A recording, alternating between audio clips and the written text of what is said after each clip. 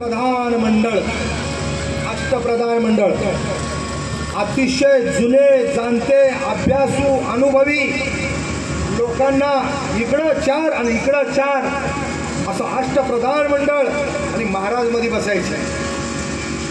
बघा काय असेल त्या तो काळ. आणि त्या अष्टप्रधानाच्या मार्गदर्शनाखाली अष्टप्रधान मंडळ, त्या अष्टप्रधान मंडळाचा विचार घ्यायचे.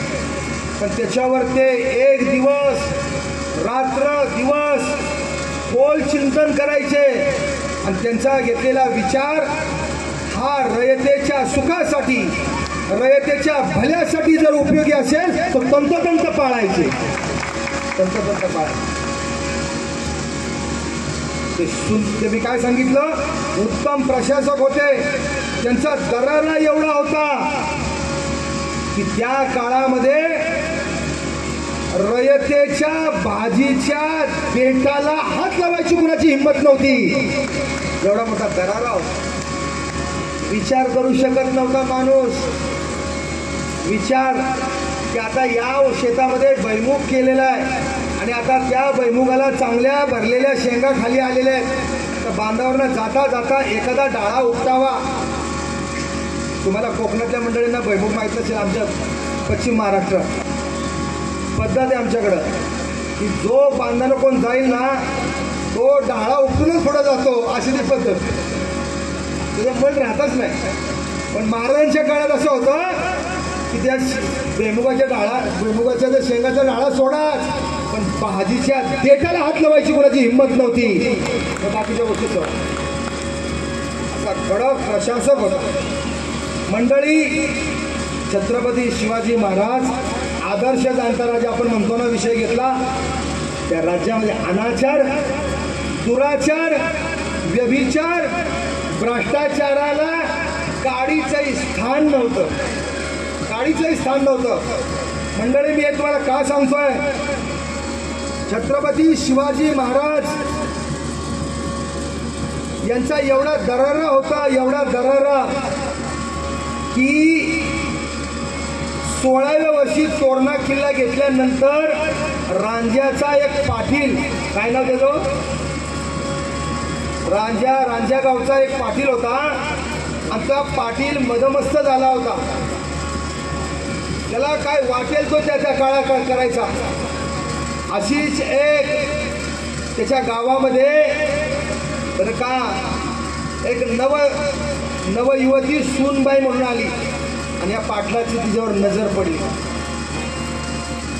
मंडळी, त्या पाटलानं त्या सुनेला आपल्या वाड्यावर बोलवलं.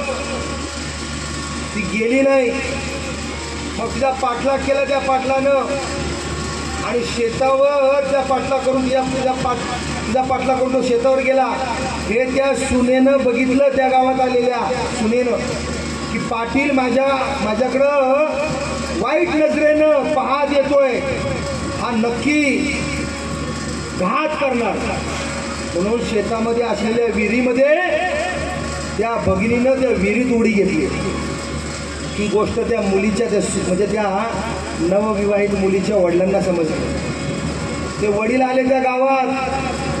तर ही घटना माझ्या मुलीनं कोणामुळे केली, तर या रांज्याच्या पाटलामुळे केली.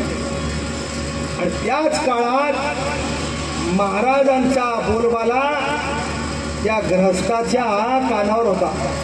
सरळ तो बाबा शिवाजी महाराजांकडे गेला आणि आपल्या मुलीची कहाणी सांगितली. तर मी का सांगतो तुम्हाला, कसे न्यायी होते शिवाजी महाराज.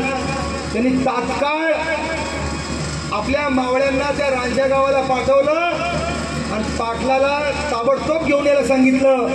आणि त्याला शिक्षा काय दिली पाहिजे, त्याला शिक्षा दिली म्हणजे याचा चौरंगा करा. काय शिक्षा दिली, तबलावादला सांगितलं त्याचा चौरंगा करायचा. माहिती चौरंग म्हणजे काय असतो, हा चौरंगा जेव्हा या महाराष्ट्रातले मुख्यमंत्री एखाद्याचा करतील ना, तेव्हा खऱ्या अर्थाने या महाराष्ट्रामध्ये अनाचार, दुराचार, बलात्कार, भ्रष्टाचार, व्यभिचार कधी होणार नाही. दिवसाचा सोडा, रात्री पण होणार नाही. चौरंगामध्ये आणि मनगटापासून 2 हात सोडा आणि सोडून द्या त्याला. म्हणजे त्याला म्हणतात चौरंगा. या कोपरापासून 2 हात पुढे तोडायचे आणि गुडघ्याच्या खालचे 2 पाय तोडून द्यायचे. एकाचे जर तोडले या महाराष्ट्रात आता या 4 दिवसात, ज्यांनी कोणी अशी काही करामत केली असेल, मला सांगा पुढच्या 50 वर्षात असं कोण धाडस करेल का? टाळ्या वाजवा बघता का?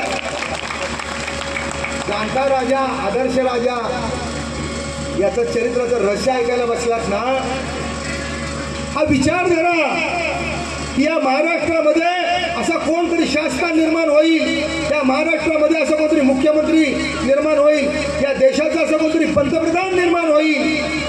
सद्गुरू सांगायचे, नको एकशाही, नको लोकशाही, नको हुकुमशाही, पाहिजे ती कर्तबगार लोकांच्या हातात सुपूर्द करणारी शहाणपणशाही. कर्तबगार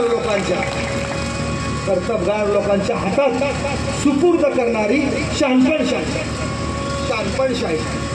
आता ही शहाणपणशाही कधी निर्माण होईल? सद्गुरू सांगून त्यांनी ध्येय ठेवला, पण त्यांच्या ग्रंथामध्ये आहे ना, त्यांच्या ग्रंथामध्ये लिहून ठेवले, आम्हाला एकशाही नको, लोकशाही नको, हुकुमशाही नको.